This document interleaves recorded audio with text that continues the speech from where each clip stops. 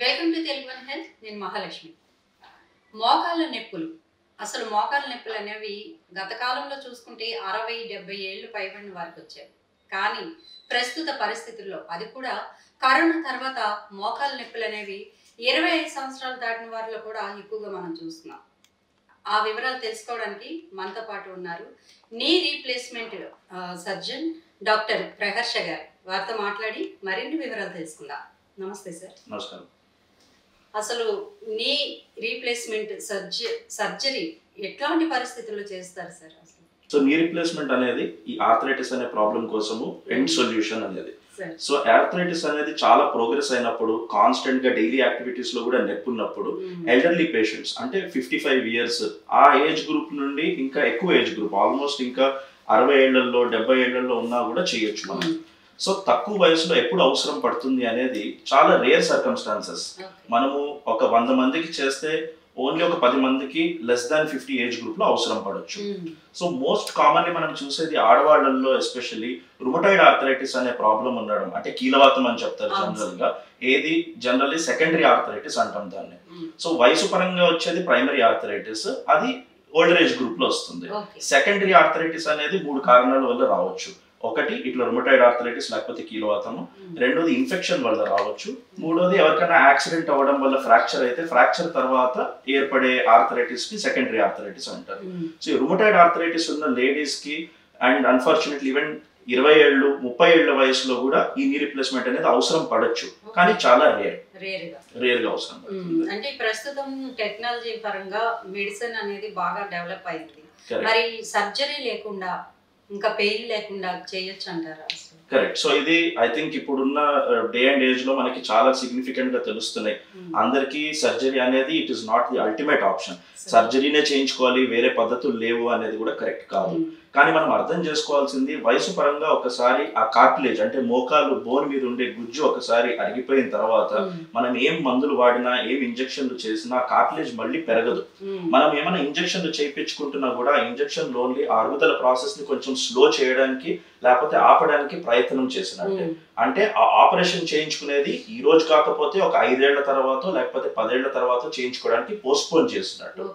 అందులో ఈ రోజుల్లో ఎక్కువగా మార్కెట్ అవుతున్న ప్రొసీజర్ అనేది పిఆర్పి ఇంజెక్షన్ లేకపోతే ప్లేట్లెట్ రిచ్ ప్లాస్మా అనేది. సో ఇందులో అర్థం చేసుకోవాల్సింది, ప్లేట్లెట్ రిచ్ ప్లాస్మాలో స్టెమ్ సెల్స్ ఉండవు, అదేదో రీజనరేట్ చేసేస్తుంది అనేది అది ఒక అపోహ. మనకి కావాల్సింది యంగర్ పేషెంట్స్. అట్లానే ఎవరికి మోకాల్ రిప్లేస్మెంట్ ఇప్పుడే చేయలేము, ఏజ్ కొంచెం తక్కువ ఉండడము, లేకపోతే ఆర్థరైటిస్ అనేది 4 స్టేజ్ల్లో ఉన్నప్పుడు ఆ మొదటి స్టేజ్, రెండో స్టేజ్ లో ఉన్నప్పుడు టైం ని మనము కాపాడుకోవడానికి ఈ ఇంజెక్షన్లు వాడచ్చు. అది జస్ట్ మోకాలు గుజ్జు అరగడం అనే రేట్ ని తగ్గిస్తుంది. కొన్ని రోజులు అట్లీస్ట్ ఒక 3 to 6 months, కొన్ని కేసెస్ లో ఒక 1 ఏడాది వరకు నొప్పి తగ్గించవచ్చు. కానీ అల్టిమేట్లీ అరిగిపోయిన తర్వాత రిప్లేస్మెంట్ ఆపరేషన్ ఎప్పుడో అప్పుడు అవసరం పడుతుంది పేషెంట్ కి. ఇప్పుడు మీరు గుజ్జు అరిగిపోతుంది అన్నారు. అసలు ఈ గుజ్జు అరగడం అనేది ఎందుకు అరుగుతుంది? ఏ వయసు వరకు అరుగుతుంది? అరగక ముందే మనం ఏమైనా జాగ్రత్తలు తీసుకోవచ్చు అంటారా డాక్టర్? ఇది చాలా గుడ్ క్వశ్చన్. అరిగిపోవడం అనే దానికి కారణం ఎందుకు అంటే, ఈ కార్టిలేజ్ లో నీరు ఉంటుంది, ఆ వాటర్ కంటెంట్ అనేది ఉంటుంది. ఏజ్ పెరిగే కొద్దీ ఆ వాటర్ కంటెంట్ తగ్గిపోవడం వల్ల ఆ కార్టిలేజ్ ఎంత సాఫ్ట్ గా ఉండేదో ఇది వరకు, లేకపోతే యంగర్ ఏజ్ గ్రూప్ లో, వయసు పెరిగే కొద్దీ అంత గట్టిగా అవుతుంది. గట్టిగా అయ్యేసరికి దాని మీద బరువు వేసి అన్ని యాక్టివిటీస్ చేసేటప్పుడు దాంట్లో కొన్ని చిన్న క్రాక్స్ లాగా, ఫిషర్స్ లాగా అని వస్తాయి. అది ప్రోగ్రెస్ అయ్యి ఇంకా ఫర్దర్ ఆర్థరైటిస్ అరుగుదల అనేది ఏర్పడుతుంది. దాన్ని అవాయిడ్ చేయడము అంటే, మొట్టమొదటిగా అందరికీ నేను ఈజీగా చెప్పేది ఏంటంటే, లైఫ్ స్టైల్ మోడిఫికేషన్ లో first active life style maintain చేయాలి. వాకింగ్ చేసేస్తే తొందరగా అరిగిపోతుంది, ఎక్సర్సైజులు చేస్తే తొందరగా అరిగిపోతుంది అనేది అదొక మిత్. కంపల్సరీగా వాకింగ్ యాక్టివిటీస్, ఎక్సర్సైజులు చేయాలి. అది కార్టిలేజ్ హెల్త్ ని ఇంప్రూవ్ చేస్తుంది. ఒంటి బరువు, ఒబిసిటీ అనేది చాలా ఎక్కువైంది. ఒబిసిటీ ఉన్న ఇండివిజువల్స్ లేకపోతే వెయిట్ ఎక్కువ ఉన్న వాళ్ళకి ఆర్థరైటిస్ తొందరగా ప్రోగ్రెస్ అవుతుంది. అంటే ఆ వెయిట్ అంతా ఈ కాళ్ళ పైన పడుతుంది. ఎగ్జాక్ట్లీ. సో ఎక్స్ట్రా ఫోర్స్ వచ్చినప్పుడు, మామూలుగా నడుస్తున్నప్పుడు పర్వాలేదు, మెట్లు ఎక్కడం దిగడం ఇవన్నీ యాక్టివిటీస్ చేసినప్పుడు బాడీ వెయిట్ కన్నా చాలా ఇంతలు పడుతుంది ఆ మోకాల మీద. సో బాడీ వెయిట్ ని కంట్రోల్లో పెట్టుకోవడము అండ్ జనరలీ విటమిన్ సప్లిమెంట్స్ అవన్నీ తీసుకుంటూ యాక్టివ్ లైఫ్ స్టైల్ మెయింటైన్ చేస్తే అవాయిడ్ చేయొచ్చు. యూజువల్ గా మేము డాక్టర్ లాగా రికమెండ్ చేసేది ఏంటంటే, 50 ఏళ్ళు దాటిన తర్వాత ఎస్పెషల్లీ ఆడవాళ్ళకి ఇంట్లో ఎక్కువ పనులు చేస్తారు వాళ్ళు, బాస్పెట్లు వేసుకుని కింద కూర్చోవడం అనేది ఒకటి అవాయిడ్ చేయొచ్చు.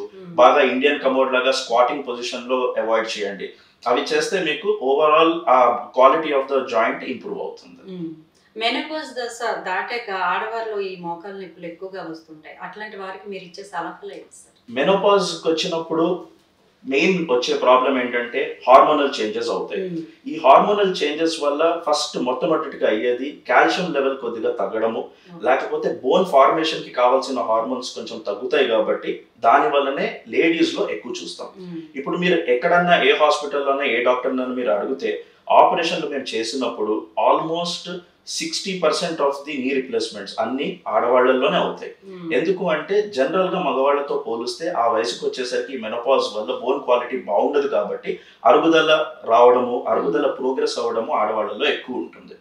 ఇందులో మెయిన్ గా తీసుకోవాల్సిన జాగ్రత్తలు, ఒకసారి ఆ 50 ఏజ్ గ్రూప్ దాటినప్పుడు మెనోపాజ్ వచ్చినప్పుడు అట్లా గైనకాలజిస్ట్ ని కలిసినప్పుడు వాళ్ళు డయాగ్నోస్ చేస్తారు. మెనోపాజ్ నుండి వేరే ఇబ్బందులు కూడా వస్తాయి లేడీస్ కి. అది వచ్చింది అని తెలిసినప్పుడు మెయిన్లీ వైటమిన్ డి డెఫిషియన్సీ కానీ కాల్షియం డెఫిషియన్సీ కోసం రెగ్యులర్ సప్లిమెంట్స్ తీసుకుంటూ ఉంటే దాంతో బోన్ క్వాలిటీ అనేది మెయింటైన్ అవుతుంది. డెఫిషియన్సీని మనం అవాయిడ్ చేస్తే లాంగ్ రన్ లో వచ్చే కాంప్లికేషన్స్ అన్ని కూడా తగ్గుతాయి. అంటే చిన్న పిల్లల్లో చాలా మంది మంచం నుంచి పడిపోవడం, అట్లా చిన్న చిన్న ఫ్రాక్చర్స్ జరుగుతూ ఉంటాయి. అప్పుడు మీరు ఏ విధంగా ఉంటుంది ట్రీట్మెంట్ అనేది? రైట్. సో ఇప్పుడు మనకి అర్థం చేసుకోవాల్సింది బోన్ క్వాలిటీకి సంబంధించిన ఫ్రాక్చర్ లేదు మీరు చెప్పారు అంత తేలికగా అవ్వవు. సో చిన్నపిల్లల్లో కానీ వాళ్ళు చాలా గట్టిగా పడితేనే వాళ్ళకి ఫ్రాక్చర్లు అవుతాయి. పుట్టి చిన్నగా మంచం మీద నుండి కూడా కొన్నిసార్లు పడ్డప్పుడు వాళ్ళకి ఏం కాదు. అట్లానే మనం మిడిల్ ఏజ్ లో ఉన్నప్పుడు మనం కొంచెం కింద పడినా మన చెయ్యి నాలుగు తగిలినా మనకి ఏమి కాదు. కానీ అదే ఎల్డర్లీ పాపులేషన్ లో అయినప్పుడు ఈజీగా ఇరుగుతుంది. ఎందుకంటే దాన్ని ఫ్రెజిలిటీ ఫ్రాక్చర్ అంటాం. అంటే ఫ్రెజైల్ ఉన్నాయి బోన్స్ అనేది. ఎక్కడ అవుతుంది అంటే 3 లొకేషన్స్ లో అవుతుంది. పడ్డప్పుడు చేతి మీద పడతారు కదా, అందుకే రిస్ట్ ఫ్రాక్చర్ అనేది అవుతుంది. పడ్డప్పుడు సైడ్ కి పడినప్పుడు తొంటి దగ్గర అయ్యే ఫ్రాక్చర్. అట్లనే ఏజ్ పెరిగే కొద్ది కొన్నిసార్లు మనం నోటీస్ చేస్తాం, మన అమ్మమ్మల్లో కొంతమంది వంగి నడుస్తారు. ఎందుకంటే వెన్నపూసలు కూడా అట్లా ఏమి పెద్ద ఫోర్స్ లేకుండానే క్రాక్లు ఫ్రాక్చర్లు రావచ్చు. దీనికి మెయిన్ మనకు కావాల్సింది ఎస్పెషల్లీ ఎల్డర్ ఏజ్ గ్రూప్ లో దానికి బోన్ మినరల్ డెన్సిటీ టెస్టింగ్ అని ఒక సింపుల్ టెస్ట్, అది ప్రతి ల్యాబ్ లో దొరుకుతుంది. ఆ టెస్ట్ చేస్తే బోన్ క్వాలిటీ ఎంత ఉంది, మీ వయసు పరంగా కరెక్ట్ ఉందా లేదా, దానికి ఏమన్నా సెపరేట్ మందులు అంటే విటమిన్, కాల్షియం, విటమిన్ డి అందరూ తీసుకుంటారు. అవి కాకుండా బోన్ క్వాలిటీ పెంచడానికి వేరే మందులు ఉంటాయి. కానీ ఆ మందులు ఈ టెస్ట్ లో తక్కువగా ఉంది బోన్ క్వాలిటీ అని తెలిస్తే అప్పుడు మనం ఆ మందులు ప్రిస్క్రైబ్ చేయగలుగుతాం. చిన్న పిల్లల్లో మనం ఎంకరేజ్ చేయాల్సింది, మనము పేరెంట్స్ లాగా మనం ఎప్పుడు చెప్తాము పాలు తాగండి, లేకపోతే ఈ calcium rich foods, paneer, green leafy vegetables, diet అనేది చాలా ఇంపార్టెంట్ వాళ్ళకి చిన్న వయసు నుంచి. ఎందుకంటే చిన్నపిల్లలకి బోన్స్ అనేది స్ట్రాంగ్ గానే ఉంటాయి, ఫ్లెక్సిబుల్ గా ఉంటాయి. కాబట్టి వాళ్ళకి చాలా ఎక్కువ దెబ్బ తగులుతాయి కానీ ఫ్రాక్చర్స్ అవ్వవు. కానీ over a period of time height of the child కోసం కానీ లేకపోతే బోన్ క్వాలిటీ కోసము, బోన్ స్ట్రెంగ్త్ కోసము supplement and good healthy food తినడం అనేది చాలా ఇంపార్టెంట్. అండ్ అందరూ అర్థం చేసుకోవాల్సింది, అది చిన్న పిల్లలు అవ్వచ్చు, మిడిల్ ఏజ్ అవ్వచ్చు, ఎల్డర్లీ అవ్వచ్చు, బోన్ సైన్స్ ప్రకారము ఏ బోన్ మీద లోడ్ పడుతుందో అది గట్టిగా అవుతుంది, ఏ బోన్ మీద లోడ్ పడదో అది మెత్తగా అవుతుంది. అందుకే యాక్టివిటీ అనేది మెయింటైన్ చేయడం చాలా ఇంపార్టెంట్. వాకింగ్ కానీ రన్నింగ్ కానీ ఏజ్ ప్రకారం ఏం యాక్టివిటీస్ నార్మల్ అనిపిస్తో యాక్టివిటీస్ చేయాలి. ఓకే. అంటే చాలా మంది డాక్టర్ ఈ మోకాల నొప్పులు అవి రాగానే మెడికల్ షాప్కి వెళ్ళి మెడిసిన్ ఏదో ఒకటి పెయిన్ కిల్లర్ తెచ్చుకొని వేసేసుకుంటూ ఉంటారు. అసలు అట్లా చేయడం కరెక్టే అంటారా? అట్లాంటి వారికి మీరు చెప్పే సలహా ఏంటి? సో ఒకటి చాలా జాగ్రత్తగా తెలియాల్సింది, హాస్పిటల్స్ నుండి లేకపోతే ఫార్మసీస్కి వెళ్ళి టాబ్లెట్లు ఇష్టం వచ్చినట్టు కొనుక్కోకండి. వీటన్నిటికీ సైడ్ ఎఫెక్ట్స్ ఉంటాయి. మీరు చెప్పినట్టు ఈ సైడ్ ఎఫెక్ట్స్ మెయిన్లీ కిడ్నీ మీద అసలు పడతాయి. ఎల్డర్లీ పాపులేషన్ లో జనరల్ గా మనం చూస్తే ఆల్రెడీ బీపీ, షుగర్ అనే ప్రాబ్లం ఉంటుంది. బీపీ, షుగర్ ప్రాబ్లం ఉన్న వాడికి ఆల్రెడీ ఎంతో కొంత కిడ్నీ డ్యామేజ్ ఉండే అవకాశం ఉంది. దాని మీద మనం పోయి ఈ నొప్పి మందులు కంటిన్యూస్ గా వారం బట్టి లేకపోతే నెలలు బట్టి వేసుకున్నప్పుడు కిడ్నీ ఫెయిల్యూర్ అనేది వచ్చి, లేకపోతే చాలాసార్లు కంప్లైంట్ చేస్తారు, నా చేతికి వాపులు వస్తున్నాయి, కాళ్ళకి వాపులు వస్తున్నాయి, పెదాలకి వాపులు వస్తున్నాయి టాబ్లెట్లు వాడినప్పుడు. అట్లాంటివి వచ్చినప్పుడు ఎప్పుడన్నా వెంటనే ఆపేసి దగ్గరున్న డాక్టర్ని కలిసి దానికి ఏమైనా అలర్జిక్ రియాక్షన్ ఏంటి అనేది చూసుకోవడం ఎప్పుడన్నా మంచిది. చాలా సింపుల్ మెడికేషన్స్ నుండి స్టార్ట్ చేయొచ్చు. అందుకే ఎప్పుడన్నా నొప్పులు ఉన్నప్పుడు పారాసిటమాల్ అనేది సేఫ్, మీరు ఎప్పుడు దాంతోనే స్టార్ట్ చేయాలి. దానికన్నా ఎక్కువ ఉండే పవర్ ఉన్న మెడికేషన్స్ అవసరం పడదు. అవసరం పడినా ఆ డాక్టర్ మీవి కిడ్నీ లెవెల్స్ లో ఏవి క్రియాటినిన్ ఇట్లాంటి టెస్ట్లు చేసి దానికి తగ్గట్టుగా మీకు మెడికేషన్స్ ప్రిస్క్రైబ్ చేస్తారు. సో ఓవర్ ద కౌంటర్ అంటారు దీన్ని. అంటే ఫార్మసీ దగ్గరికి వెళ్ళి వెంటనే కొనుక్కునే మందులు మనకి అవైలబుల్ ఉంటాయి ఇండియాలో, కానీ ఎంత అవాయిడ్ చేస్తే అంత మంచిది. ఇప్పుడు మీరు చెప్పినట్టు బీపీ, షుగర్లు చాలా మందికి ఎక్కువగా ఉన్నాయి. ఇట్లాంటి పేషెంట్స్ ఒకవేళ నీ రీప్లేస్మెంట్ కోసం వస్తే వారికి ఎట్లా సర్జరీ అనేది ఎంత టైం తీసుకుంటుంది, సర్జరీకి ముందు నుంచి మీరు జాగ్రత్తలు చెప్పాల్సి ఉంటుంది కదా, దాని గురించి చెప్పండి. సో ఇది చాలా ఇంపార్టెంట్. మీరు చెప్పినట్టు ఒక వయసు వచ్చిన తర్వాత అందరికీ ఈ ప్రాబ్లమ్స్ ఉన్నాయి. మన సొసైటీలో ఈ బీపీ కానీ షుగర్ కానీ ఆల్మోస్ట్ మీరు ఎవరు అడిగినా కూడా వాళ్ళ ఫ్యామిలీలో పెద్దవాళ్ళకి ఉంటుంది వ్యాధి. సో దానికి ఏం క్యూర్ లేదు, కంట్రోల్ ఒకటే మనకు కావాల్సింది. నీ రీప్లేస్మెంట్ చేయించుకున్నప్పుడు ఈ ప్రాబ్లమ్స్ ఉంటే చేయించుకోకూడదు, చేయించుకుంటే చాలా ప్రాబ్లమ్స్ వస్తాయి అనేది కూడా కరెక్ట్ కాదు. మనం అర్థం చేసుకోవాల్సింది ఏంటంటే, ఇప్పుడు నేను ఎవరికైనా నీ రీప్లేస్మెంట్ ఆఫర్ చేస్తున్నాను అంటే ఆపరేషన్ అయ్యే ముందర ఆల్మోస్ట్ ఒక వారం 10 రోజుల ముందర ఒక కంప్లీట్ ప్రీ ఆప్ ఇవాల్యుయేషన్ అనేది అవుతుంది. అందులో మనం ఏం చేస్తాం, రక్త పరీక్షలన్నీ చేసి అందులో ఏమైనా మార్చేది ఏమైనా ఉందా, అట్లనే షుగర్లు అన్ని కంట్రోల్లో ఉన్నాయా, బీపీ కంట్రోల్లో ఉందా, హార్ట్ ఫంక్షన్ ఎట్లా ఉంది అనేది స్క్రీనింగ్ అవుతుంది. ఎవరికన్నా ఈ షుగర్ కంట్రోల్ అనేది కరెక్ట్ గా లేదు, అన్కంట్రోల్ షుగర్స్ బాగా పెరుగుతున్నాయి అంటే వాళ్ళకి సర్జరీ వెంటనే చేయకుండా ఒక 2 వారాల వరకు ఆగి ఆ మందులు మార్చి కంట్రోల్లోకి తీసుకురావచ్చు. తీసుకొస్తే దాంతో పాటు వచ్చే ఇన్ఫెక్షన్ రిస్క్ అనేది కూడా ప్రివెంట్ అవుతుంది. సో జనరల్ గా మనం మోకాల్ రిప్లేస్మెంట్ చేసినప్పుడు ఇన్ఫెక్షన్స్ ని ప్రివెంట్ చేయడానికి యాంటీబయాటిక్స్ ఇస్తాము. సో ఎంత ఇవ్వాలి, ఎంత కాలం ఇవ్వాలి అనేది ఇట్లా షుగర్ పేషెంట్స్ కొన్నిసార్లు ఎక్కువ రోజులు ఇవ్వచ్చు, కొన్నిసార్లు తక్కువ ఇవ్వచ్చు. బీపీ షుగర్ అన్ని కంట్రోల్లో పెట్టిన తర్వాత ఆపరేషన్కి వెళ్ళడం ఎప్పుడన్నా మంచిది. అట్లాగే సార్, నీ రీప్లేస్మెంట్ సర్జరీ ముందు తర్వాత ఫిజియోథెరపీ అవసరం ఏ మేరకు ఉంటుందంట? Very important. ఇప్పుడు మీరు చూసారనుకోండి, యాక్టివిటీ తగ్గుతూ వస్తుంది పేషెంట్స్లో, నడవలేరు, నొప్పి ఉంటుంది. నడవలేకపోవడం వల్ల ఆల్రెడీ వాళ్ళకి ఈ బలహీనత ఉంటుంది, కండరాల బలహీనత. అదే చెప్తుంటాను నా పేషెంట్స్కి, ఇప్పుడు మీకు 10 ఏళ్ల బట్టి ఉండే మోకాలు అరుగుదల కోసం ఒక్కరోజు నేను మోకాలు సర్ఫేస్ చేంజ్ చేశాను, కానీ 10 ఏళ్ల బట్టి బలహీనత ఉన్న కండరాలను మనం ఏం చేయాలి, దానికి ఎక్సర్సైజ్లే చేయాలి. అందుకే ఎప్పుడన్నా కూడా 2 టైప్స్ ఉంటాయి మీరు ఇంగ్లీష్ లో చూస్తే, ఒకటి ప్రీహాబిలిటేషన్ అంటారు, ఒకటి రీహాబిలిటేషన్ అంటారు. ప్రీ అంటే ముందర. సో ఆపరేషన్ కన్నా ముందర ఎక్సర్సైజులు కొన్ని ఉంటాయి, ఏవి ఇదన్నీ తొడకండరాలు కానీ హిప్ దగ్గర ఉండే మజిల్స్ ని స్ట్రెంగ్తెన్ చేయడానికి. ఆ సింపుల్ ఎక్సర్సైజెస్ ఇంట్లో పొద్దున్న సాయంత్రము ఎట్లా వ్యాయామం చేస్తామో, బయటకు వాకింగ్ వెళ్ళినప్పుడు దానికన్నా ముందర తర్వాత చేయొచ్చు. ఇవి చేయడంతో మజిల్స్ కండిషన్ అవుతాయి, సో దట్ సర్జరీ అయిన తర్వాత రికవరీ కూడా అంతే ఫాస్ట్ గా ఉంటుంది. సర్జరీ అయిన తర్వాత ఇదివరకు చాలా మంది భయపడేవాళ్ళు, ఫిజియోథెరపీ మోకాళ్ళు ఒత్తేస్తారు, మడిచేస్తారు, చాలా నొప్పి వచ్చేస్తుంది అనేది ఉంటుంది. కానీ ఈ రోజుల్లో అంత మేమేం ఎఫర్ట్ పెట్టట్లేదు, అంత చేయాల్సిన అవసరం లేదు. ఆపరేషన్ అయిపోయిన తర్వాత ఇబ్బంది ఒక 2-3 రోజులు, లేకపోతే మాక్సిమం ఒక వారం రోజులు ఉంటుంది. ఆ ఫిజియోథెరపీ చేసేటప్పుడు పేషెంటే ఎంత యాక్టివ్ గా చేసి మజిల్ క్వాలిటీ బిల్డ్ చేసుకుంటూ మడవడము, చాపడము, ఎక్సర్సైజ్ చాలా సింపుల్ ఎక్సర్సైజెస్ ఉంటాయి.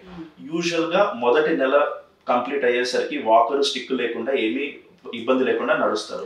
1 మంత్ అయిపోయి నొప్పులు తగ్గిన తర్వాత మళ్ళీ కండరాల కోసం బలహీనత తగ్గించడానికి స్ట్రెంథనింగ్ ఎక్సర్సైజెస్ అనేవి అప్పుడు మొదలు పెడతాం వాళ్ళకి. సో ఫిజియోథెరపీనే మనకి వచ్చే రిజల్ట్ ని డిసైడ్ చేస్తుంది. Operation is only 25%. 75% of the result will come from the patient motivation తో. మెయిన్ మోటివేషన్ తో ఎక్సర్సైజులు ఎవరు బాగా చేస్తారో, మొదటి 2 వారాల్లో ఎక్సర్సైజులు ఎవరు బాగా చేస్తారో వాళ్ళకి రిజల్ట్ అంత తొందరగా మంచిగా తెలుస్తుంది. ఎవరు కొద్దిగా స్లోగా ఉండి నేను నడవలేను, లేకపోతే నేను ఎక్సర్సైజ్ చేయలేను, కొంచెం నొప్పి వచ్చేసరికి ఆపేస్తారో వాళ్ళకి కొంచెం టైం పడుతుంది.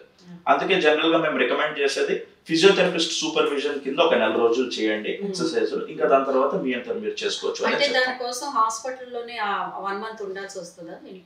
ఏం అవసరం లేదు. సో ఇప్పుడు ఉన్న టెక్నాలజీతో ఇప్పుడు ఉండే నొప్పి మందులు మనం ఏమి సర్జరీ తర్వాత ఇస్తామో, ఒక మోకాలైనా 2 మోకాళ్ళు ఒకేసారి చేసిన హాస్పిటల్లో మాక్సిమం ఉండాల్సింది జస్ట్ 3 days. సో ఆపరేషన్ అయిపోయిన తర్వాత 2 రోజులు 3 రోజుల్లో పేషెంట్ పెయిన్ బట్టి డిశ్చార్జ్ అయిపోతారు. చాలా మంది అనుకుంటారు ఆపరేషన్ అయిన తర్వాత ఇంట్లో నర్సింగ్ కేర్ అవసరం పడొచ్చు, ఎవరో ఉండాలి నా దగ్గర, నా పిల్లలు కానీ మా కోడళ్ళు కానీ ఎవరో ఒకళ్ళు నాకు హెల్ప్ చేయాలి అనేది ఉంటుంది. ఎందుకంటే సర్జరీ అనేది ఫ్యామిలీ అందరికీ జరుగుతున్న ఈవెంట్. సో జాబ్ ఉన్నవాళ్ళు కొంతమంది జాబ్ కి లీవ్ పెట్టి కూడా హెల్ప్ చేయాల్సి వస్తుంది. కానీ ఇప్పుడు మా ఎక్స్పీరియన్స్ లో ఏమిటి అంటే, మేము డిశ్చార్జ్ చేసేదే 3 రోజుల్లో పేషెంట్ ని. ఆల్రెడీ హాస్పిటల్లో అన్ని పనులు తనంతట తాను చేసుకున్న తర్వాత పంపిస్తాం పేషెంట్. ఎగ్జాక్ట్లీ. సో ఇప్పుడు ఏమవుతుంది, ఆపరేషన్ అయిపోయిన 2వ రోజుకి 3వ రోజుకి మా ఫిజియోథెరపిస్ట్ సహాయంతో బెడ్ ఎక్కడం దిగడము, బాత్రూమ్కి వెళ్ళి రావడము, బయటికి వెళ్ళి తిరగడం, ఇవన్నీ వాళ్ళు ఇండిపెండెంట్ గా చేస్తారు. ఈ 3 రోజులు అయిపోయిన తర్వాత ఇంటికి పంపించిన తర్వాత 95% కేసుల్లో ఎవరికి ఫిజియోథెరపీ కాకుండా నర్సింగ్ కేర్ అనేది ఎవరికి అవసరం ఉండదు, వాళ్ళంతా వాళ్ళు చేసుకుంటారు. సో మోస్ట్ ఇంపార్టెంట్ థింగ్ ఏంటంటే, సర్జరీ అయిపోయిన తర్వాత ఈ టార్గెట్స్ ఫిక్స్ చేసిన తర్వాత మేము డిశ్చార్జ్ చేస్తాం. అంటే నీ రీప్లేస్మెంట్ సర్జరీ ఇండియాలో సక్సెస్ రేట్ ఎట్లా ఉంది సార్? సో ఇప్పుడు very happy to say that compared to America కానీ యూకేలో కానీ ఇప్పుడు సొంతంగా నేను కూడా రీసెంట్ గా పబ్లిష్ చేసిన రీసెర్చ్ ప్రకారం చూస్తే బయట ఉన్న టెక్నాలజీ ఇండియాలో లేని టెక్నాలజీ అన్నట్టు ఏమీ లేదు. ఇప్పుడు మనకి రోబోటిక్స్ ఉంది, మనకి నావిగేషన్ అనే టెక్నాలజీ ఉంది, మనకి ఫిజియోథెరపీలో కావాల్సిన కొత్తవన్నీ టెక్నిక్స్ మెథడ్స్ ఉన్నాయి. ఇవన్నీ చూసుకుంటే మనకి కూడా సేమ్ ఇన్ఫెక్షన్ రేట్ ఇంటర్నేషనల్ గా యాక్సెప్టెడ్ అనేది జస్ట్ 0.5%. సో 100 people లో ఈవెన్ లెస్ దాన్ 1% కి ఇన్ఫెక్షన్ అనేది వస్తుంది. So complication rates, revision rates కూడా ఇండియాలో it is as good or equal to as any foreign country. So దాని గురించి ఎటువంటి భయం లేదు. మనం వాడుతున్న ఇంప్లాంట్స్ లో కూడా ఎటువంటి లో క్వాలిటీ అనేది లేదు. మన own India, make in India అనే మూవ్మెంట్ లాగానే మన దగ్గర ఇంప్లాంట్స్ తయారవుతున్నాయి. ఇవన్నీ ఇంటర్నేషనల్ బాడీస్ అప్రూవల్ తో తయారవుతున్నాయి. సో ఇప్పుడు ఇండియన్ మేడ్ది బాగుండదు, ఓన్లీ అమెరికాలో జర్మనీలోనూ తయారు చేసిన జాయింటే వాడాలి అనే రోజులు కూడా పోయినాయి. ఇప్పుడు చాలా మటుకు మన పేషెంట్లు వేరే వాళ్ళతో కంపేర్ చేస్తే చిన్నగా ఉంటారు, మన బోన్ సైజెస్ చిన్నగా ఉంటాయి. సో బయట తయారైన విదేశాల్లో తయారైన ఇంప్లాంట్స్ చూస్తే అవి పెద్దగా ఉంటాయి, కొన్నిసార్లు మ్యాచ్ కావు మన లేడీస్ కి, ఎస్పెషల్లీ లేడీస్ కి younger age group. Correct, exactly. వాళ్ళ హైట్ చాలా ఉంటారు, బరువు చాలా ఉంటారు, వాళ్ళ సైజులు ఆల్మోస్ట్ 2 ఇంతలు మన దానికన్నా పెద్దగా ఉంటాయి. సో ఇప్పుడు ఈ మేక్ ఇన్ ఇండియా మూవ్మెంట్ తోనే మనకి ఆల్రెడీ గుజరాత్ లో ఇట్లాంటి ప్లేసెస్ లో మనకి సొంత ఇండియన్ మేడ్ ఇంప్లాంట్స్ చాలా హై క్వాలిటీలో మ్యానుఫ్యాక్చర్ అవుతున్నాయి. సో ఇప్పుడు దాని గురించి పెద్దగా పేషెంట్ ఎవరు వరీ అవ్వట్లేదు, అన్ని మనకి అందుబాటులోనే ఉన్నాయి. అడ్వాన్స్డ్ రోబోట్ గురించి మీరు ఏం చెప్తారు? సో ఇది చాలా డిబేటబుల్ టాపిక్, రోబోటిక్స్ తో ఏంటి వచ్చేది. ఎందుకంటే ఇది ఒక అడిషనల్ ఫైనాన్షియల్ బర్డెన్ పేషెంట్ కి, ఎక్స్ట్రా ఛార్జ్ ఉంటుంది రోబోటిక్స్ వాడుతున్నందుకు. సో మెయిన్ గా ఇప్పుడు దీని మీద మేము హైదరాబాద్ లో ఫస్ట్ టైం మేమే రోబోటిక్స్ లాంచ్ చేసాం. సో దీంతో ఆల్మోస్ట్ ఒక 5000-6000 కేస్ ఎక్స్పీరియన్స్ ఉంది. దీనికి ఈ జర్నల్స్ లో రీసెర్చ్ ఆర్టికల్స్ లాగా కూడా పబ్లిష్ చేసాం, ఇంటర్నేషనల్ లెవెల్ మీటింగ్స్ లో ప్రెజెంట్ చేసాం. మాకు అర్థమైంది ఏంటంటే manual surgery, robotic surgery main advantage planning అనేది.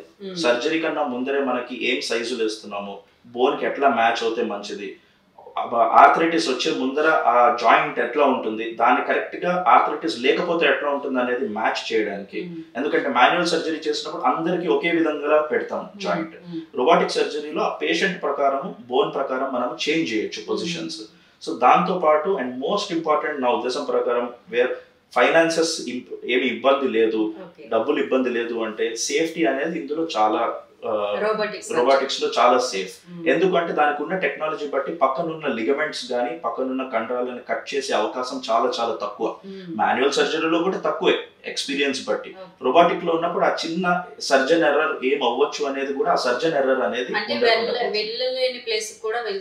ఎగ్జాక్ట్లీ. సో ఎప్పుడన్నా వెనక్కి ఎక్కువ బోన్ కట్ అవడము, లేకపోతే లిగమెంట్ యాక్సిడెంటల్ గా కట్ అవడం అనేది ఎవరైనా చేతిలో అన్ఫార్చునేట్ గా అవ్వచ్చు. రోబోటిక్ ఉన్నప్పుడు ఆల్మోస్ట్ 100% ఆఫ్ ద టైం వేరే స్ట్రక్చర్స్ ఏవి డ్యామేజ్ అవ్వకుండా, అమౌంట్ ఆఫ్ మజిల్ మనం ఏది కట్ చేస్తున్నాం, ఏమి లిగమెంట్ రిలీజ్ చేస్తున్నాం అనేది చాలా తక్కువ ఉంటుంది రోబోటిక్ లో. సో సమరీలో చెప్పాలి అంటే రోబోటిక్ సర్జరీలో వచ్చే బెనిఫిట్స్ అన్ని ఈ first 3 months after the surgery ఈజీగా మడవడము, ఈజీగా నడవడము, more natural feel of the joint అనేది ఉంటుంది. అంటే ఆపరేషన్ అవ్వక ముందర దేవుడిచ్చిన మోకాలు ఎట్లా ఉందో అట్లానే అనిపించే ఛాన్సెస్ ఎక్కువ రోబోటిక్ తో. అట్లనే ఈ కాంప్లికేషన్ రిస్క్ చాలా తక్కువ రోబోటిక్ తో. ఒక ఏడాది అయిపోయిన తర్వాత నిజంగానే పెద్దగా తేడా తెలియదు మనకి. దాని మీద ఇంకా మేము రీసెర్చ్ చేస్తున్నాము. 2 ఏళ్లకి ఏం తేడాలు వస్తున్నాయి, లేకపోతే 10 ఏళ్ళు అయిన తర్వాత రోబోట్ చేయడం వల్ల అది ఇంకా ఎక్కువ కాలం సర్వైవ్ అవుతుందా అనే దానికి ఇప్పుడు అన్ని దేశాల్లో రీసెర్చ్ అవుతుంది. మేబీ ఇంకొక 2 to 5 years టైంలో మనకి చాలా క్లారిటీతో తెలుస్తుంది. అంటే నీ రీప్లేస్మెంట్ సర్జరీ తర్వాత సార్ పేషెంట్ మీతో కోఆర్డినేషన్ చేసుకుంటూ ఉండాలి. ఎన్ని మంత్స్ అట్లా ఉండాల్సి వస్తుంది? రైట్. సో యూజువల్ గా మనము పేషెంట్ ఒక 3 రోజులు నేను చెప్పినట్టు హాస్పిటల్లో నుండి డిశ్చార్జ్ అయిపోయిన తర్వాత మొదటిసారి 2 వారాలకి కలుస్తారు, కుట్లు తీసేస్తాము. సెకండ్ టైం 1 నెల రోజులకి కలుస్తారు. మామూలుగా 1 నెల రోజులకి మెజారిటీ పేషెంట్స్ అందరూ కంఫర్టబుల్ గా ఉంటారు కాబట్టి మళ్ళీ దాని తర్వాత 3 నెలలకు ఒకసారి, 6 నెలలకు ఒకసారి కలుస్తారు. So 3 months 6 months. అది అయిపోయిన తర్వాత యాన్యువల్ ఫాలో అప్ ఉంటుంది. యూజువల్ గా పేషెంట్స్ ఆ పాటికి సెటిల్ అయిపోతారు కాబట్టి మేము నోటీస్ చేసేది అరౌండ్ 30-40% మంది తిరిగి వస్తారు. ఏదైనా చిన్న ఇబ్బందులు ఉన్నా, లేకపోతే ఎక్సర్సైజులు చేయాలి, ఏమైనా మార్చాలి అనే దానికోసం వస్తారు.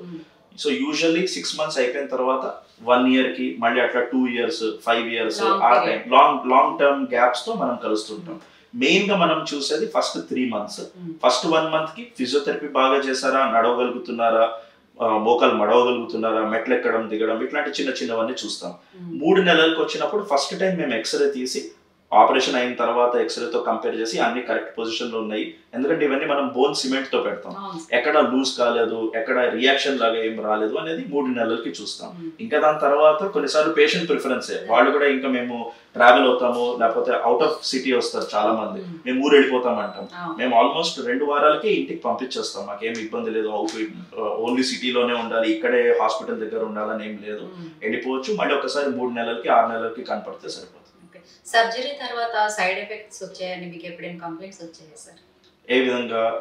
ఏవైనా సైడ్ ఎఫెక్ట్స్ మెడిసిన్ కానివ్వండి, కానీ సర్జరీ చేసిన తర్వాత కానివ్వండి. కరెక్ట్. సో నా ఉద్దేశం ప్రకారం మెయిన్ సర్జరీ అయిన తర్వాత చాలా జాగ్రత్తగా చూసుకోవాల్సింది ఆయాసం రావడము పేషెంట్స్ లో, అది చాలా ఇంపార్టెంట్. దాని మీద మనం చాలా ధ్యాస పెట్టాలి. అంటే ఎందుకు సార్ ఆయాసం? సో 2 కారణాల వల్ల వస్తుంది. ఒకటి ఏమవుతుందంటే ఆపరేషన్ చేసినప్పుడు ఎంతో కొంత బ్లడ్ లాస్ ఉంటుంది. ఆ బ్లడ్ తగ్గినందుకు ఆ హీమోగ్లోబిన్ అనేది, అందరూ లేడీస్ కి చెప్తాము, మెన్ కి కూడా చెప్తాము, హీమోగ్లోబిన్ అనేది తగ్గినప్పుడు ఆక్సిజన్ కెపాసిటీ తగ్గుతుంది. ఆక్సిజన్ కెపాసిటీ తగ్గేసరికి కొంచెం ఆయాసం, కొంచెం ఎక్కువ తిరిగిన, మెట్లు ఎక్కి దిగినప్పుడు కూడా ఆయాసం వస్తుంది. సెకండ్ మోస్ట్ ఇంపార్టెంట్ ఏంటంటే మోకాల్ ఆపరేషన్ లేకపోతే ఎనీ ఆర్థోపెడిక్ ప్రొసీజర్ అయినప్పుడు ఎంతో కొంత బెడ్ రెస్ట్, లేకపోతే ఇది వరకు ఎంత తిరుగుతున్నారో అంత తిరగకపోవచ్చు. దీంతో ఎస్పెషల్లీ ఈ ఓల్డర్ ఏజ్ గ్రూప్ ఎవరికి షుగర్, బీపీ ఉన్నాయో కాళ్ళల్లో అంటే పిక్క కండరాల్లో క్లాట్ ఫార్మ్ అయ్యే ఛాన్స్ ఉంది, బ్లడ్ క్లాట్ అయ్యాడు. సో ఆ బ్లడ్ క్లాట్ అనేది ఎప్పుడైనా డిస్ప్లేస్ అయితే it can really cause life threatening గా ఉండొచ్చు, ఊపిరితిత్తుల దగ్గర పోవచ్చు. అందుకే దాన్ని కంప్లీట్ గా అవాయిడ్ చేయడం అది చాలా రేర్ కాంప్లికేషన్, లెస్ దెన్ 1% లో అవుతుంది. ఆపరేషన్ అయిపోయిన తర్వాత 2 వారాల నుండి 1 నెల రోజుల వరకు రక్తాన్ని పల్చ్ చేయడానికి మందులు ఇస్తాం. బ్లడ్ థిన్నర్ అనే టాబ్లెట్ చాలా మందికి తెలుసు, చాలా మంది ఫ్యామిలీస్ కి జస్ట్ షుగర్ ఉన్నందుకు బ్లడ్ థిన్నర్స్ ఇస్తాం. ఆ బ్లడ్ థిన్నర్ ఇవ్వడంతో ఈ క్లాట్ ఫార్మేషన్ అనేది అవాయిడ్ అవుతుంది. బట్ ఎవరికన్నా మోకాల ఆపరేషన్ కానీ, తొంటి భాగం ఆపరేషన్, రిప్లేస్మెంట్ మార్పిడి ఆపరేషన్ అయిపోయిన తర్వాత ఆయాసం లాగా అనిపిస్తే ఎప్పుడైనా హాస్పిటల్కి వచ్చి డాక్టర్కి చూపించుకోవడం మంచిది. దాన్ని నెగ్లెక్ట్ చేయకండి. వచ్చి సింపుల్ గా 2-3 టెస్టులు చేసి అది సీరియస్గా కాదా అనేది మనకు తెలిసిపోతే దానికి తగ్గట్టుగా మనం ట్రీట్మెంట్ అందించవచ్చు. ట్రీట్మెంట్ ఈజీ అవుతుంది. ఎందుకంటే మనకి మోస్ట్ ఇంపార్టెంట్ కాంప్లికేషన్ మనం రూల్ అవుట్ చేస్తే, ఏది ప్రాణాపాయం అవ్వచ్చో అది మనం రూల్ అవుట్ చేస్తే మిగతావన్నీ డీల్ చేయడం చాలా ఈజీ. కానీ ఏదో చిన్నది అని చెప్పి ఇంట్లోనే ఉండిపోయి లాస్ట్ స్టేజెస్ లో వచ్చినప్పుడు ఏదైనా అవుతే మళ్ళీ ప్రాణాపాయం అవ్వచ్చు. కాబట్టి ఎప్పుడన్నా డౌట్ ఉన్నప్పుడు, ఇదివరకు ఎప్పుడూ లేదు మీకు ఆయాసం, ఇప్పుడు ఫస్ట్ టైం ఆపరేషన్ తర్వాత అవుతుంది అంటే వెంటనే చేసిన డాక్టర్ దగ్గర కానీ, మీకు దగ్గరలో ఉన్న హాస్పిటల్ చేసిన డాక్టర్ దగ్గరికి వెళ్ళాలి అని ఏమీ లేదు. ఎక్కడ ఎమర్జెన్సీ సిచ్యువేషన్ మీకు కరెక్ట్ గా అనిపించట్లేదు, లేకపోతే ఒంటి తీరులోనే మీకు ఏదో మార్పు అనిపించింది అంటే మీరు వెంటనే దగ్గరున్న హాస్పిటల్ కి ఫస్ట్ వెళ్ళి అక్కడ ఉన్న ఎమర్జెన్సీలో ట్రీట్మెంట్ తీసుకుని, అప్పుడు ఏమి ఇబ్బంది లేదు, అన్ని బాగానే ఉన్నాయంటే అప్పుడు చేసిన డాక్టర్ దగ్గరికి మళ్ళీ తిరిగి ఫాలో అప్ కోసం వెళ్ళచ్చు. మీరు చేసిన సర్జరీలో సార్ ఇప్పటి వరకు అతి చిన్న వయసు వాళ్ళు ఎవరైనా వచ్చారా, అట్లాగే అతి పెద్ద వయసు వాళ్ళు ఎవరైనా వచ్చారా? రైట్. సో అతి చిన్న వయసు వాళ్ళు వచ్చారు. మీరు స్టార్టింగ్ ఆఫ్ ది ఇంటర్వ్యూలో చెప్పారు కోవిడ్ వల్ల వచ్చిన ప్రాబ్లమ్స్ అని. మోకాల్ కన్నా ఎక్కువ కోవిడ్ లో వచ్చిన ప్రాబ్లమ్ తొంటి భాగం. సో కోవిడ్ లో మనకి ఏమైంది, చాలా మందికి కోవిడ్ వచ్చినప్పుడు యంగ్ పీపుల్ కి కూడా స్టెరాయిడ్స్ ఇచ్చారు ట్రీట్మెంట్ కింద. సో ఈ స్టెరాయిడ్స్ ఇవ్వడంతో ఏమవుతుందంటే, స్టెరాయిడ్స్ ఇవ్వడంతో బోన్ క్వాలిటీ తగ్గుతుంది. కానీ మోస్ట్ ఇంపార్టెంట్ తొంటి భాగంలో ఏది బాల్ అండ్ సాకెట్ అంటామో ఆ బంతి పోర్షన్ కి రక్త ప్రసరణ తగ్గుతుంది. సో ఆ రక్త ప్రసరణ తగ్గడంలో ఏవియన్ లేకపోతే ఏవాస్కులర్ నెక్రోసిస్ అంటాం దాన్ని, ఆ రక్తం అందక ఆ బంతి మొత్తం చచ్చుబడిపోయినట్టు అవుతుంది. సో దాని వల్ల ఆర్థరైటిస్ రావడము కోవిడ్ తర్వాత ఆల్మోస్ట్ 2 ఎక్కువైంది. సెకండ్ థింగ్, కొంతమందికి అన్ఫార్చునేట్ గా క్యాన్సర్ ట్రీట్మెంట్ అయినప్పుడు అందులో కూడా స్టెరాయిడ్లు ఇస్తారు ట్రీట్మెంట్ ప్రకారం, అక్కడ కూడా ఈ ప్రాబ్లమ్స్ వస్తాయి. యూజువల్ గా మీరు మోకాల్ మార్పిడి లేకపోతే తొంటి మార్పిడి చూస్తే, తొంటి మార్పిడికి ఉన్న పేషెంట్ల ఏజ్ ఆల్మోస్ట్ ఒక 20 ఏళ్ళు తక్కువ ఉంటుంది. ఓల్డర్ ఏజ్ గ్రూప్ లో లేదు. అమెరికా లాంటి దేశాల్లో ఓల్డర్ ఏజ్ గ్రూప్ లో హిప్ ఆర్థరైటిస్ అనేది వస్తుంది. ఇండియన్ పేషెంట్స్ లో మేము ఎప్పుడు చూడలేదు. ఎందుకంటే మనం ఎప్పుడు చిన్న వయసు నుండి హాస్పిటల్ వేసుకుని కూర్చోడము, మనకి హిప్ దగ్గర చాలా మూవ్మెంట్ ఉంటుంది, కింద నుండి పైకి లేవడము, కింద కూర్చుని తినడము, కింద కూర్చుని ఫ్యామిలీతో టైం స్పెండ్ చేయడం, ఇవన్నీ మనం చేస్తాము. విదేశాల్లో ఎక్కువగా చేయరు. అందుకే మనకి ఆర్థరైటిస్ యాక్చువల్గా దాని వల్ల మంచిది తక్కువ మనకి. కానీ మనకి రక్త ప్రసరణ ఇబ్బందులు వచ్చినప్పుడు హిప్ రిప్లేస్మెంట్ సర్జరీ అనేది తక్కువ వయసులో అవుతుంది. సో నా own personal patient maybe around 27-28 years కి సర్జరీ చేయించుకోవాల్సి వచ్చింది హిప్ రిప్లేస్మెంట్ కోసం.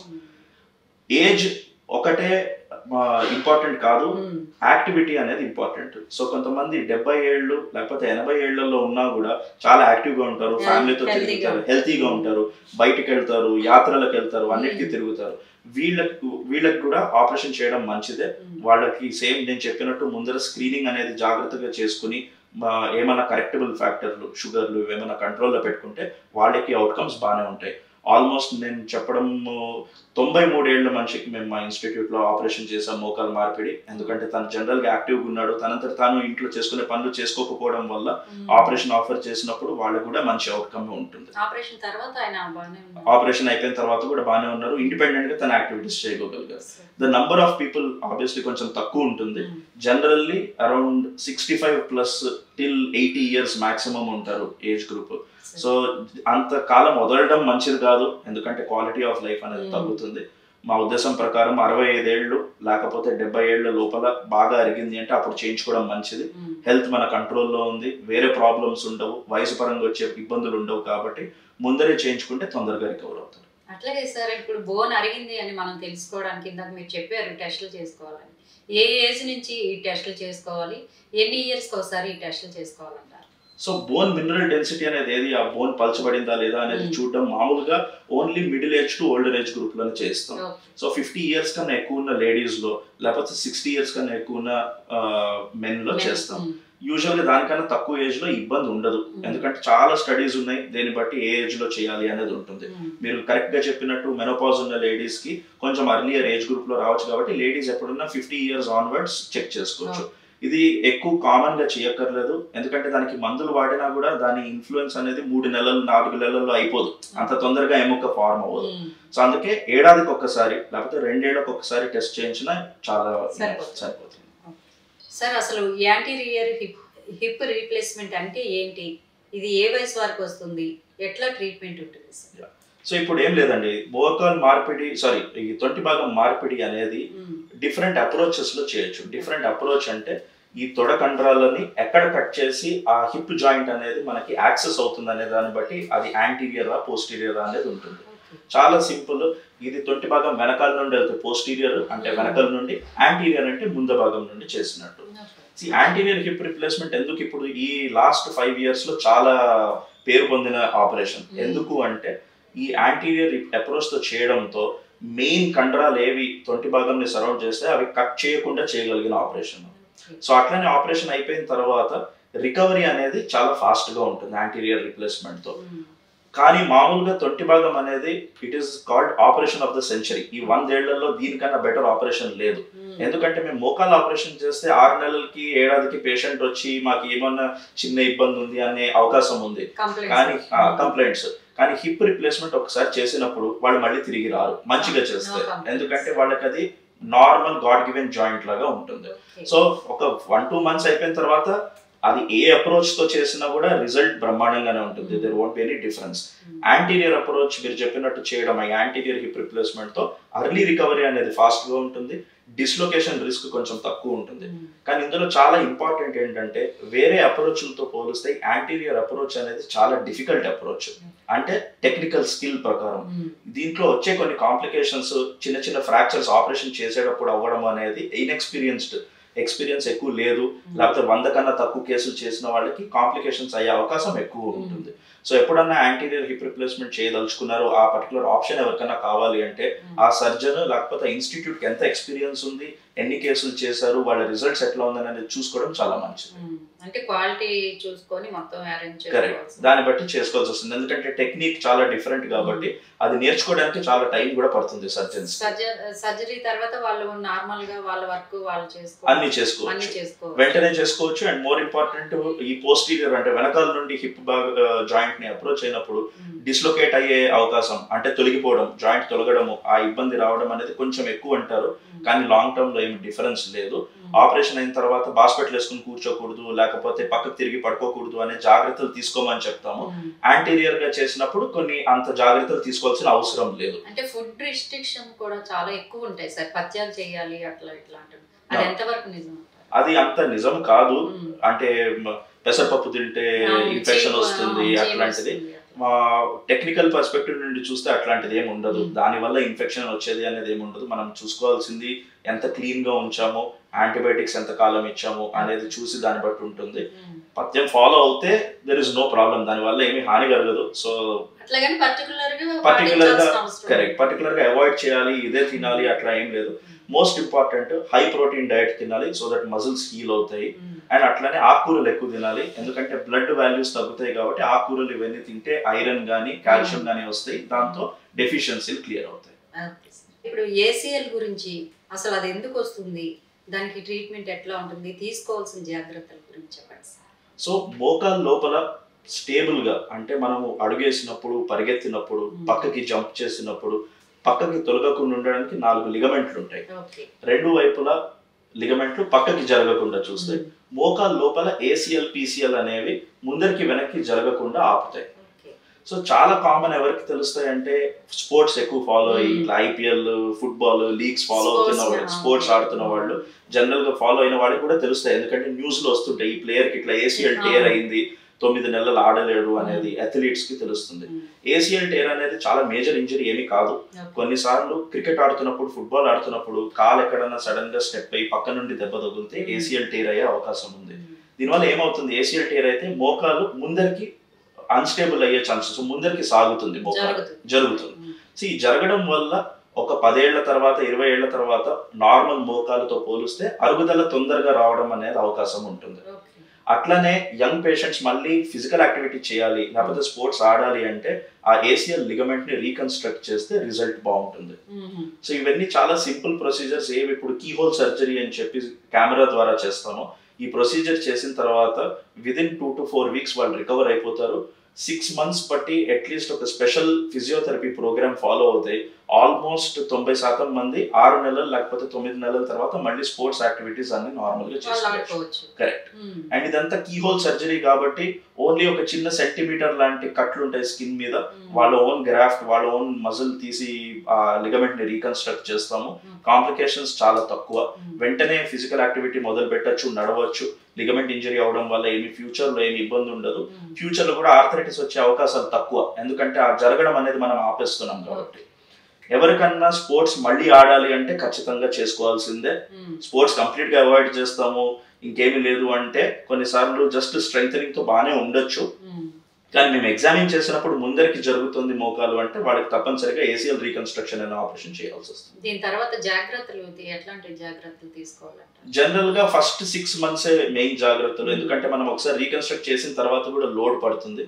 స్పోర్ట్స్ రిలేటెడ్ యాక్టివిటీస్ చేయకూడదు. జిమ్ రిలేటెడ్ గా సూపర్వైజ్డ్ గా ఫిజియోథెరపీ చేస్తూ ట్రెడ్మిల్ మీద రన్నింగ్ ఇవన్నీ ఫస్ట్ చేసి 6 నెలల తర్వాత మళ్ళీ ఇట్లాంటి యాక్టివిటీస్, ఎస్పెషల్లీ బ్యాడ్మింటన్ ఆడేటప్పుడు ఇట్లాంటి యాక్టివిటీస్ లో ఎక్కడ సైడ్ కి మూవ్ అవ్వాల్సి వస్తుందో అట్లాంటివన్నీ 6 నెలల తర్వాత చేయడం మంచిది. దీని తప్ప జనరల్ యాక్టివిటీస్ లో ఎటువంటి రెస్ట్రిక్షన్ లేదు. ఎంతన్నా హైకింగ్, ట్రెక్కింగ్, మెట్లు ఎక్కడము, దిగడము అన్ని యాక్టివిటీస్ చేయొచ్చు ఏసీఎల్ రీకన్స్ట్రక్షన్ తర్వాత. సార్ చాలా మంది నడుస్తున్నప్పుడు మోకాళ్ళు సౌండ్స్ వస్తూ ఉంటాయి, కనుక్మంటూ ఉంటాయి. అసలు ఇట్లా ఎందుకు జరుగుతుంది సార్? చాలా సో ఇందులో ఎస్పెషల్లీ వయసు తక్కువ ఉన్న వాళ్ళకి టెన్షన్ పడిపోవాల్సింది ఏమీ లేదు. సో రెండు సార్లు అవుతుందండి. ఒకటి నేను చెప్పినట్టు ఎల్డర్లీ ఏజ్ గ్రూప్, కొంచెం వయసు ఎక్కువైనప్పుడు, ఇట్లానే ఆర్థరైటిస్ అనే ప్రాబ్లం ఉన్నప్పుడు కొత్త ఎముక ఫార్మ్ అవుతుంది.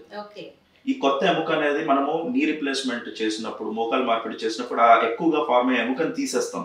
ఆ తీసే ముందర ఈ లిగమెంట్లన్నీ కూడా ఈ ఆర్థరైటిస్ ప్రాసెస్ వల్ల కొంచెం లూజ్ అవుతాయి.